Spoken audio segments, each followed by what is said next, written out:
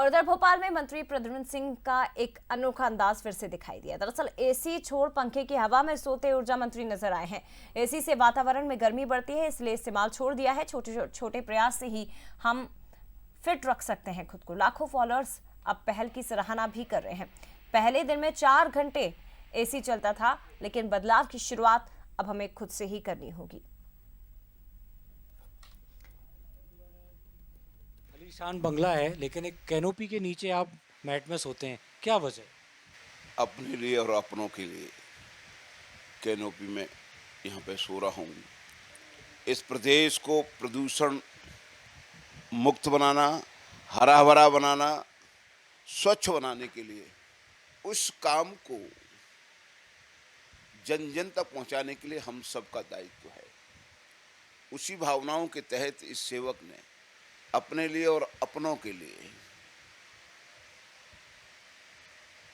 प्रदूषण कम हो, उसके लिए अपने जिंदगी में छोटा सा बदलाव लाए हैं।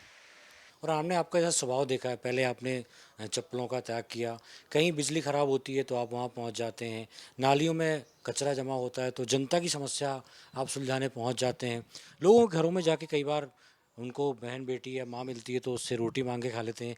यही सहज सरल स्वभाव है कि जब आपके एक बेटे का वीडियो वायरल हुआ तो आप खुद वहाँ पहुँच गए और आपने चालान कटवाया।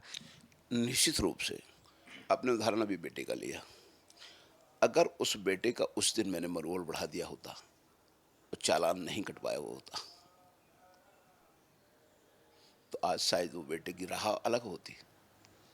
उस समय हो सकता है कि बेटे को तकलीफ हुई, मैं भी एक पिता हूं, पर जो गलती उसने की उसके लिए पिता ने और उस बेटे ने सार्वजनिक रूप से टॉयलेट साफ की थी। तो मैं सिर्फ ये कहना चाहता हूं कि हमको अंतरात्मा बोलती है तुम कहाँ सही हो कहाँ गलत हो। जीवन है इंसान का, इससे अच्छाई भी होती है, कुछ गलतियां भी होती हैं। तो गलतियां होती हैं, उन गलतियों का एहसास लोगों को खुद होता है, तो उनको किसी के कहने से नहीं, खुद ही उन गलतियों को दूर कर देना चाहिए। ऐसे खुले में सोए पंखे में तो नींद अच्छी आएगी। बिल्कुल। मैं तो ये मैं क्यों बाहर सोया, ये भी कारण समझ लीजिए। मैं घर पर वैसे भी 4 घंटे एसी चलाता।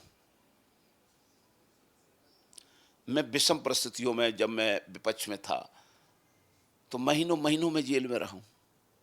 किसके लिए जेल में, किस बात के लिए रहा? जनता की समस्या के लिए, किसी केस में नहीं रहा।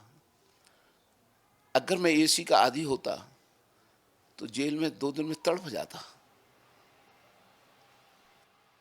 तो विषम परिस्थितियों में संघर्ष करने की क्षमता भी कौन डेवलप करेगा? हमको ही तो डेवलप करनी है।